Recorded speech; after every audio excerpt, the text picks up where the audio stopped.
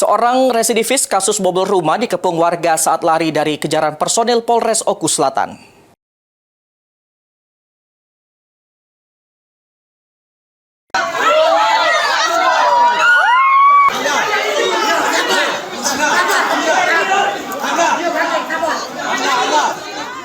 Beginilah detik-detik seorang residivis bobol rumah dikepung warga saat melarikan diri dari kejaran personil Polres Oku Selatan.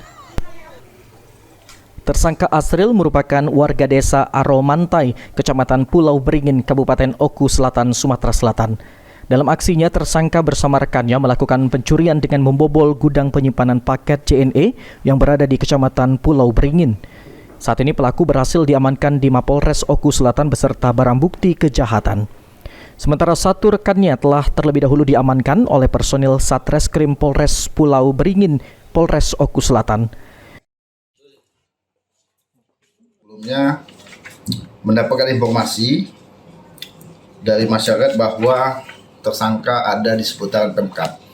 Lalu unit Polsek Reskrim Pulau Beringin bersama-sama unit opsional Satreskrim Polres Oku Selatan melakukan penyergapan TSK atas nama inisial A.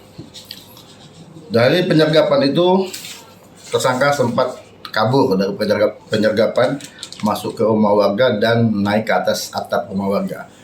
Setelah itu anggota opsional dan polsek dibantu warga mengamankan tersangka inisial A, yang mana tersangka melakukan atau melakukan tindak pidana 363 pencurian dengan pemberatan di Kecamatan Pulau Beringin. Tersangka ini DPO, satu temannya sudah dilakukan penyidikan dan berkas sudah tahap 2 di Polsek Pulau Beringin.